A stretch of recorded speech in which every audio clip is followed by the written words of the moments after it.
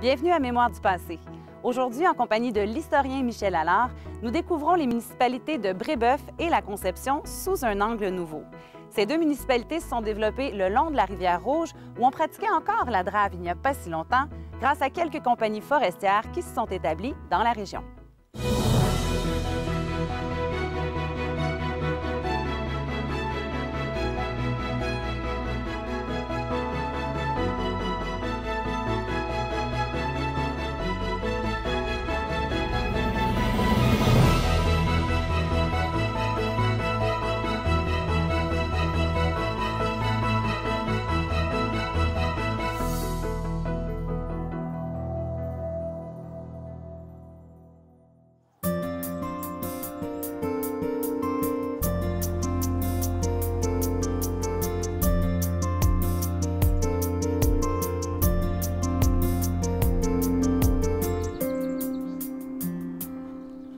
Contente de vous retrouver, Michel. Certainement, Josiane. Aujourd'hui, on a une belle émission. Une belle émission que les téléspectateurs vont sans doute aimer parce qu'elle a demandé beaucoup de recherches. Oui, et on débute d'ailleurs, on est à Brébeuf, à quelques kilomètres du confluent des rivières du Diable et de la Rouge. Et on se trouve devant l'un des plus anciens bâtiments des Laurentides, une grange qui se situe sur le site de la ferme Hamilton. Oui. Faut que je vous explique. Bon, vous savez, on a déjà parlé qu'il y a une compagnie forestière qui s'appelle Hamilton. Or, eux, ils partent d'Hawkesbury. Ils suivent la rivière Rouge. Et à partir d'ici, ils suivent la Diable aussi. Plus ils s'avancent, plus ils sont loin. Le problème de communication, il n'y a pas de chemin à l'époque. Or, vous savez que les chantiers, ça commence à l'automne puis à l'hiver. Or, il faut avoir de la nourriture. Et qu'est-ce qui est arrivé? C'est que les frères Hamilton, ils ont trouvé ce terrain-là qui était un beau terrain plat, mais qui était assigné à M. McAver. Mais d'après la loi, ils pouvaient s'en emparer. Donc, ils sont installés ici, ils ont coupé les arbres, ils ont essouché, ils ont, si vous voulez, ils ont tout préparé la terre, ils ont semé et ils ont commencé à récolter. Et donc, c'est pour ça qu'il y avait des fermes, finalement, pour avoir de la nourriture à proximité, pour nourrir les gens des chantiers. Oui, et pour les chevaux aussi. Les chevaux, ils mangent aussi, eux autres, surtout en hiver. Bon, donc, c'est ça ici qu'on réussissait à faire. Et donc, McAver est obligé de laisser sa place aux frères Hamilton. Et ils ont, dans le fond, développé tout ce terrain-là ici autour de nous autres. Les fermes, bien, c'est ce qui était intéressant entre une ferme, et parce que ça permettait d'apporter des provisions, puis ça permettait de pouvoir se nourrir. Or, si vous regardez autour de nous, je pense qu'il y a plusieurs autres bâtiments. Mais probablement, ces bâtiments-là sont venus plus tard. Pourquoi? Parce qu'une fois que la ferme Hamilton s'est installée, une fois que les forestiers sont allés plus haut, bien, on s'en va, on abandonne. Et qu'est-ce qui arrive? C'est que ce sont des colons qui, eux, sont chanceux parce qu'ils arrivent sur une terre qui est déjà... il n'y a pas d'arbres à abattre, rien de ça. Or, on trouve autour ici différents bâtiments. Il y a un poulailler, il y a une écurie, il y a une porcherie. Donc, tout ça s'est fait probablement après, mais peut-être en même temps, on ne sait pas trop. Autre chose aussi qu'il faut dire, c'est que ici, là, c'est devenu un hameau. Parce que si vous regardez autour, il y a plusieurs fermes qui sont construites. Même, il y a eu une école ici. Et c'était un hameau qui était constitué en grande partie de gens venant de l'Écosse. Bon, donc, c'est comme ça qu'on a réussi à s'installer. Autre chose pour dire pour les fermes, c'est pas la seule. Une fois qu'on a eu terminé ici, on s'en allait plus loin. On a la ferme d'en bas, qui est à la limite de la Belle et de la Conception. On a la ferme du milieu, qui était à l'Annonciation. Et en haut, la ferme d'en haut, l'Ascension, pour se remonter vers le ciel. Bon, je ne sais pas si c'est vrai, ça. Aujourd'hui, il y a une seule ville dans la région qui porte encore le nom de ferme, c'est Ferme-Neuve. Parce qu'à l'époque, c'était une nouvelle ferme, elle a gardé son nom. Alors voilà, si vous voulez, les fermes ont joué un rôle très important dans les Laurentides. Et quand les fermes étaient abandonnées, bien, à ce moment-là, les colons pouvaient écouler le produit de leur récolte aux compagnies forestières. Mais il y avait un problème, c'est les compagnies forestières qui avaient le monopole du prix. On ne sait pas comment trop qui payait. Mais en tout cas, si on regarde l'histoire des Laurentides, c'est important de connaître les fermes.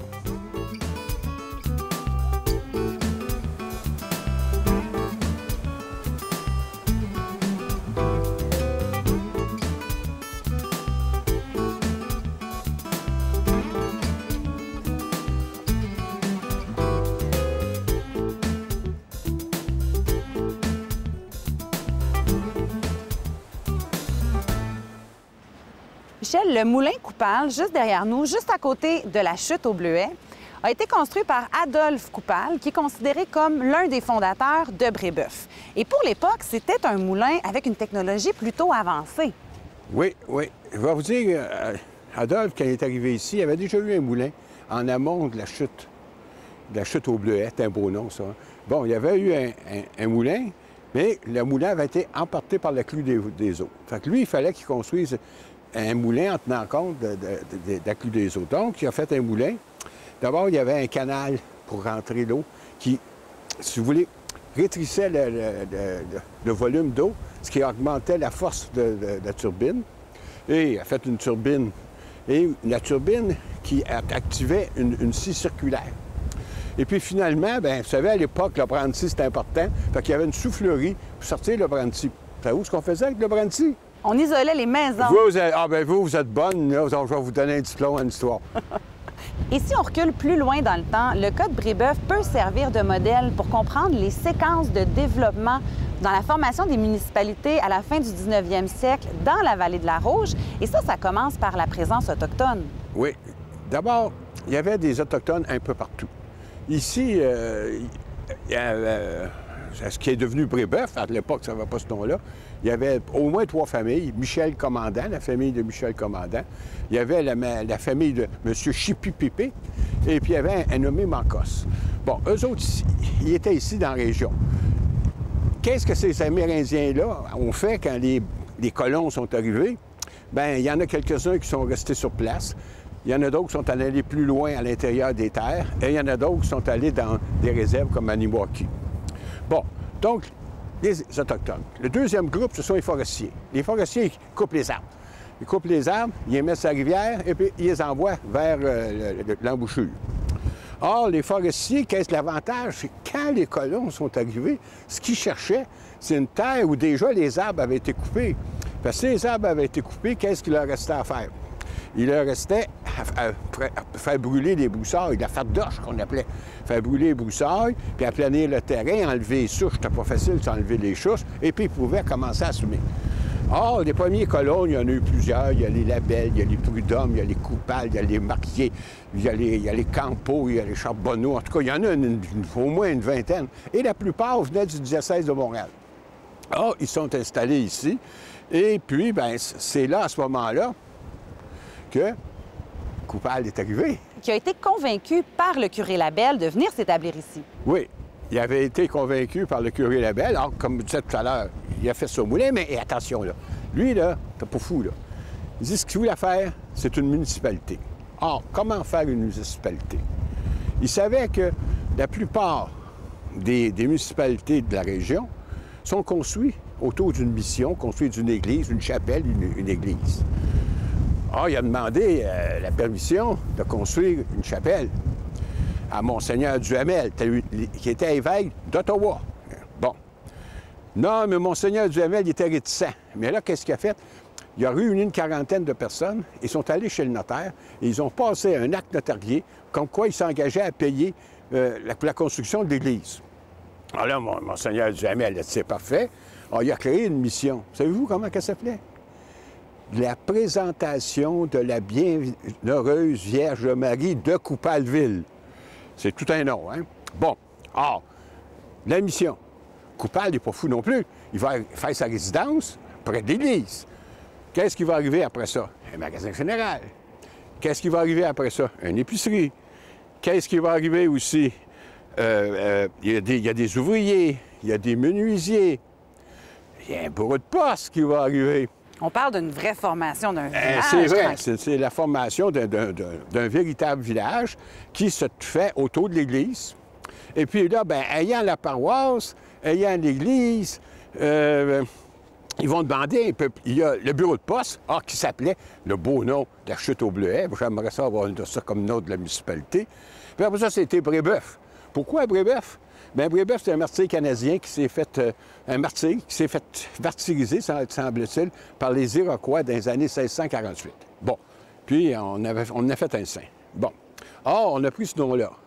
Et quelques années plus tard, là, on a pu finalement, autour des années 1915, 1916, autour de ces années-là, on a pu se constituer en municipalité. la municipalité de Brébeuf. Bon, la municipalité de Brébeuf a continué à se développer, mais quand on regarde aujourd'hui, c'est une municipalité qui, on voit, il y a encore plusieurs terres agricoles, des bonnes terres agricoles, et aussi, bien, il y a le tourisme qui a commencé à envahir ici comme ailleurs. Fait que finalement, c'est tout ça, si vous voulez, les débuts de Brébeuf. Et c'est là qu'on voit l'importance de Coupal, parce que dans le fond, c'est une municipalité qui a été créée autour d'un moulin. Alors souvent, c'est autour de la station de train, mais là, c'est autour d'un moulin. Alors voilà, et il faut dire aussi, juste pour finir, il y a 4 membres de la famille Coupal qui sont dans le patrimoine, c'est-à-dire l'inventaire du patrimoine culturel des Laurentides.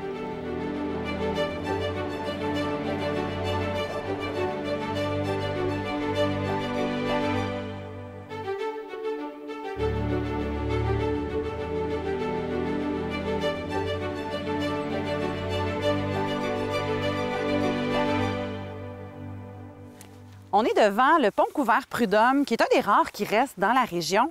Michel, il y a longtemps, il y en avait plusieurs et celui-ci a été classé par le journal La Presse comme un des plus beaux ponts couverts du Québec. Oui. Bon, voyez-vous, les ponts couverts, le problème qu'on avait, c'est de traverser rivière. Ici, avant, il y avait un chalet. Et puis, il y avait un pont de glace. Mais le courant est tellement fort que le pont de glace ne durera pas longtemps. Fait que quand on a construit un peu partout, ce sont des ponts couverts. Dans les Laurentides, à ma connaissance, il en reste 3 actuellement. Il en reste de moins en moins au Québec. Et voyez-vous, celui-là, là, on ne sait même pas si on va le conserver, parce que le ministère qui s'occupe de ça, il ne sait pas si ça va coûter trop cher, etc. Mais ce pont-là, il ne s'est pas toujours appelé le pont Prud'homme. Ah non, vous avez raison. Bonne question. Ils ont fini de le construire la journée de l'armistice de 1918, lors de la paix entre les forces alliées et les Allemands de l'autre côté. Or, on l'a appelé le pont de l'armistice. Quelques années plus tard, il y avait un député qui s'appelait Athanase David. On l'a appelé le pont David. Et quelques années encore plus tard, on l'a nommé le pont Prud'homme en l'honneur d'un de ceux qui ont été des pionniers ici à Brébeuf. Mais on fait plus ça, couvrir des ponts comme ça aujourd'hui, Michel. Pourquoi, dans le temps, on choisissait de couvrir les ponts? Bien, si vous faites le tour de littérature, vous allez trouver plusieurs réponses. Il y en a qui disent on faisait un pont couvert, ça permettait aux animaux et aux hommes, aux femmes, lorsqu'il pleuvait ou il neigeait, ils pouvaient se cacher en dessous. Bon, c'est la première chose. La deuxième raison qu'on disait, bien non, écoutez, gardez les chevaux, là. S'il y avait juste un petit pont comme il y avait autrefois, là, il aurait sauté dans l'eau, il avait peur que les chevaux sautent dans l'eau. Encore là, c'est peut-être une imagination. Or, mais la vraie raison, c'est la structure. On calculait que la structure qui est faite au-dessus du pont faisait qu'un pont couvert pouvait durer jusqu'à 10 fois plus longtemps qu'un pont qui n'était pas couvert. Or, c'était une économie, si vous voulez, de pouvoir les construire comme ça. Mais avec le développement technique, le développement des nouvelles technologies, avec les ponts de béton, bien, les ponts de béton ont remplacé les ponts de bois. Puis je ne sais pas si les ponts de béton durent très longtemps encore aujourd'hui. On est en droit de se questionner, Michel. Parce qu'on se pose toujours des questions. Ah, voilà. Donc, c'est un peu l'histoire des ponts couverts. Malheureusement, c'est du patrimoine québécois, mais malheureusement, on est en train de les perdre et je pense que ce serait important qu'on le remette en état, ce pont-là.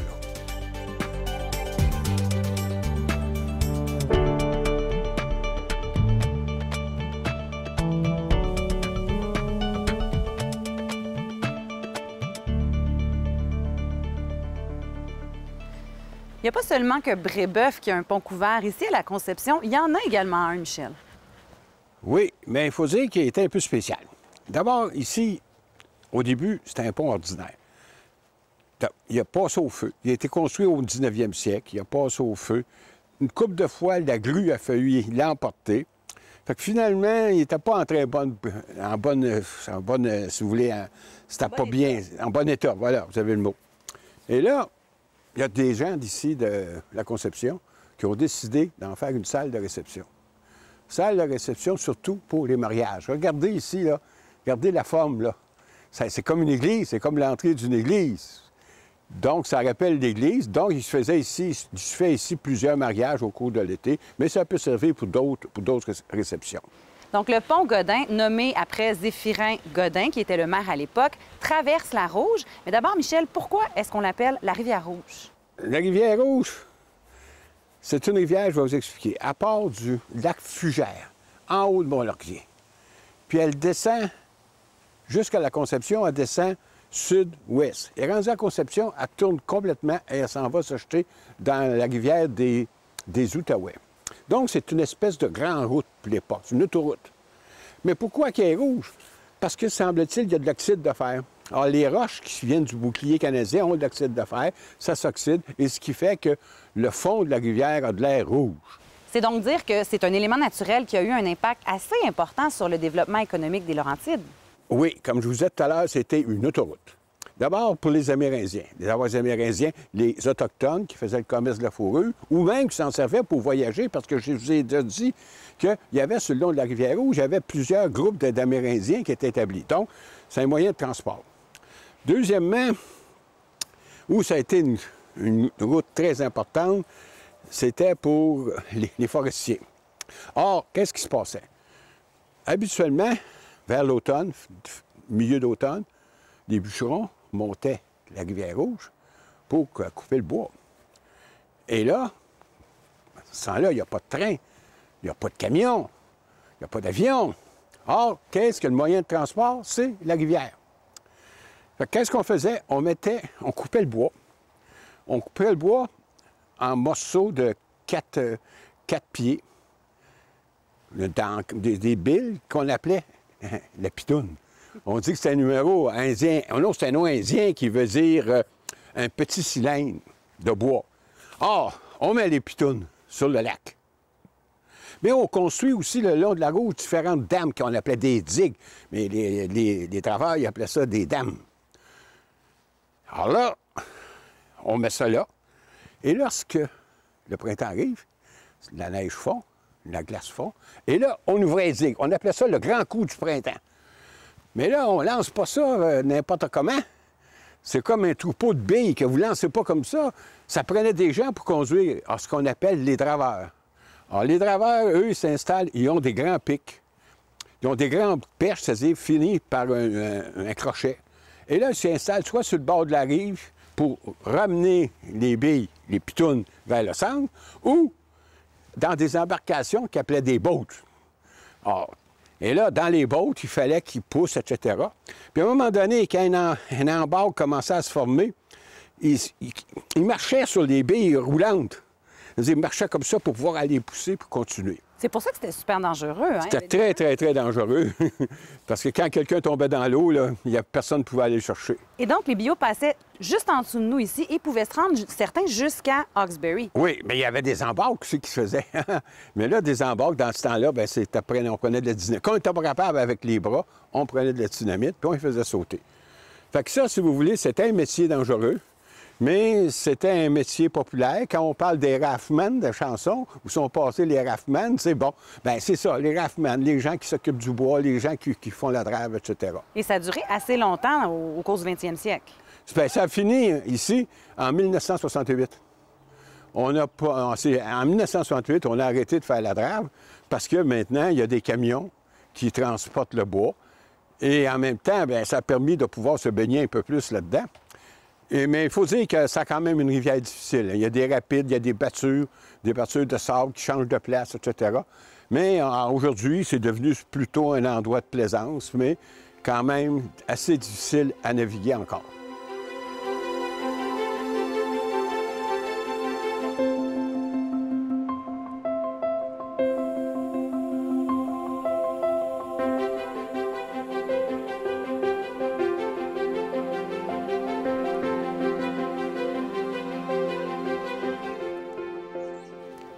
Michel, l'Église catholique a joué un rôle important dans le développement des Laurentides, mais particulièrement dans les municipalités de la vallée de la Rouge, comme ici à la Conception.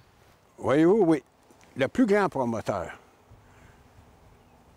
de la colonisation, c'est le curé Lebel. Le roi du Nord. Le roi du Nord, et puis lui qui s'est promené. Puis, par exemple, ici, c'est lui qui a choisi l'endroit où est l'Église actuellement.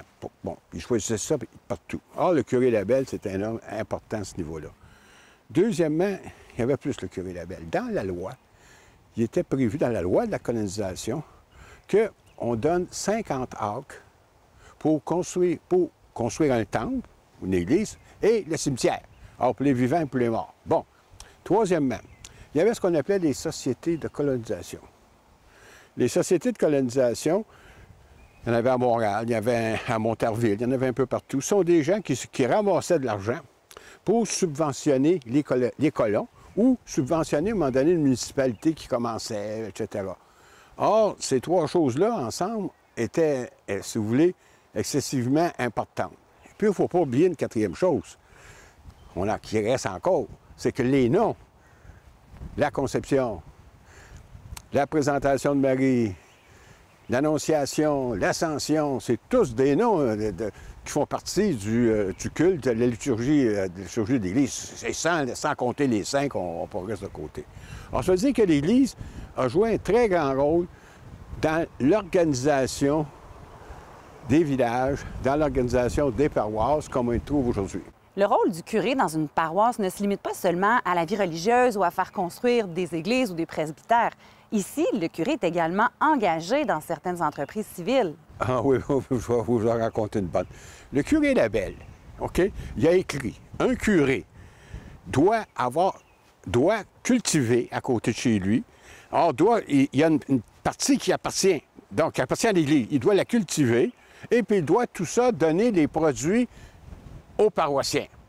Alors, donc, le curé, c'est en même temps un cultivateur. Alors, première des choses. Mais plus on va avancer dans le siècle, plus les curés vont faire d'autres choses. D'abord, quand on arrive, ça prend de l'eau. Or, les curés, souvent, ont été, si vous voulez, les initiateurs de construire un aqueduc, spécialement ici à la Conception. Ils ont été aussi les initiateurs parce que s'il y a de l'eau qui rentre, il y a de l'eau qui sort, les égouts. Donc, ils ont été les initiateurs de construire des égouts. Il y avait aussi un autre ouvrage, il était comme des pompiers. Parce que quand il y avait un feu de forêt, il allait avec le goupillon. Puis, oh là, pas un feu de forêt ici qui ont arrêté une invention de sauterelles. Alors, avec le goupillon, ils ont fait arrêter les sauterelles. Bon, et puis si on se rapproche de notre époque, les caisses populaires. Bien, ici comme ailleurs, les caisses populaires, les curés étaient des grands promoteurs des caisses populaires. Et puis, bon, finalement, les curés, en plus de ça, ils ont contribué au développement et des écoles. Souvent, le curé était président de la commission scolaire ou membre de la commission scolaire, mais même s'il ne l'était pas, il faisait tourner des écoles. Il allait inspecter les institutrices, surtout dans les écoles d'Oran. Alors voilà, si vous voulez, le curé, c'est pas uniquement un pasteur, c'est pas uniquement qui s'occupe de donner la communion puis d'avoir tout le monde en confesse, même avec ça, il pouvait savoir tout ce qui se passait dans le village. C'était pas plus ça, c'est carrément un promoteur, c'est un agent qu'on appellerait aujourd'hui un agent de développement économique et social. Mais parlons juste un petit 2 minutes des téléphones. Il n'y avait pas eu une loi? Ah oui, il n'y avait pas le droit de parler jusqu'à 5 minutes, autrement, il payait une amende.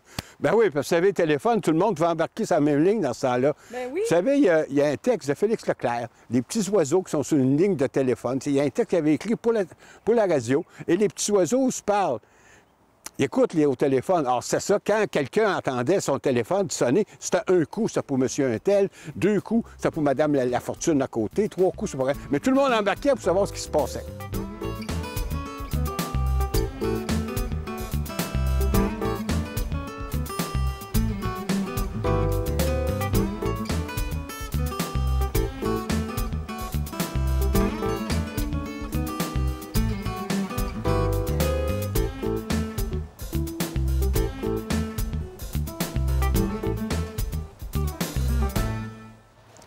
On est devant l'hôtel de ville de la Conception et Michel, à peu près comme dans n'importe quelle municipalité des Laurentides, avant, c'était l'école du village.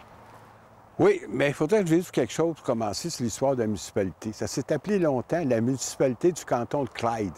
Et Clyde, c'est un fleuve en Écosse. Bon. Or, ça a changé maintenant, ça s'appelle la Conception. Effectivement, ce que vous dites, c'est vrai.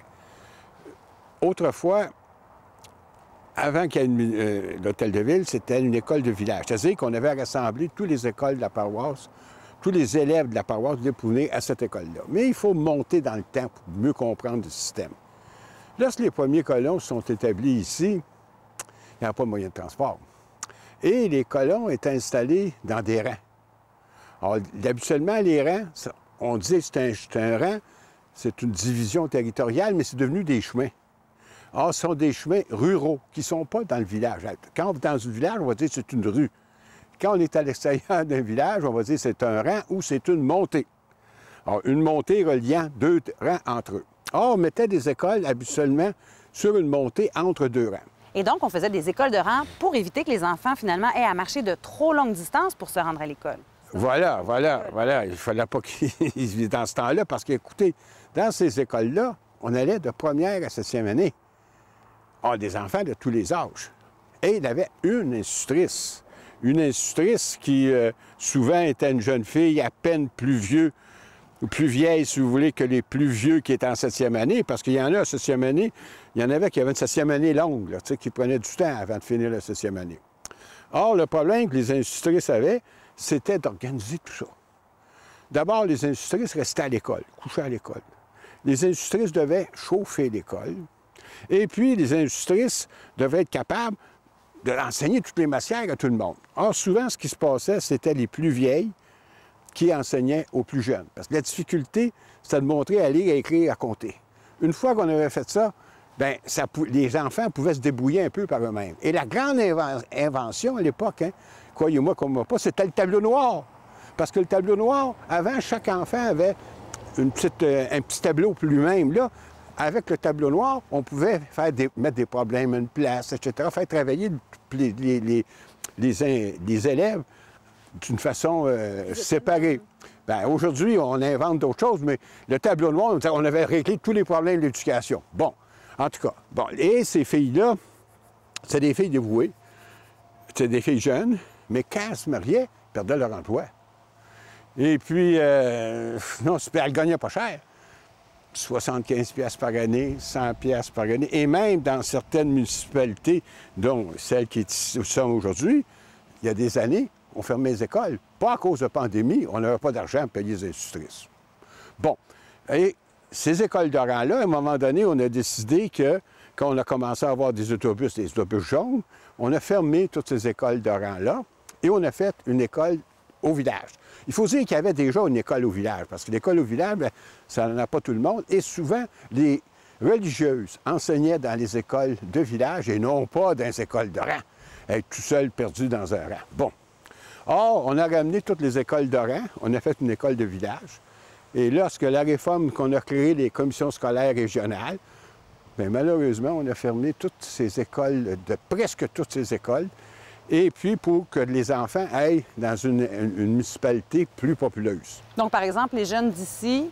Ils vont à Tremblant. Mais ce qui est malheureux, c'est que dans les Laurentides, si on regarde les municipalités qui ont gardé leur école, vous avez Val-David, vous avez Huberdeau, vous avez Saint-Rémy-d'Amherst, et puis vous avez la Minerve, et ces petites municipalités-là, comme ils ont gardé leur école, ce sont des municipalités qui ont quand même pris de la vigueur. Aujourd'hui, les jeunes familles veulent aller s'installer. Or, un problème des Laurentides, c'est quand on ferme une école, à long terme, on va vider le village.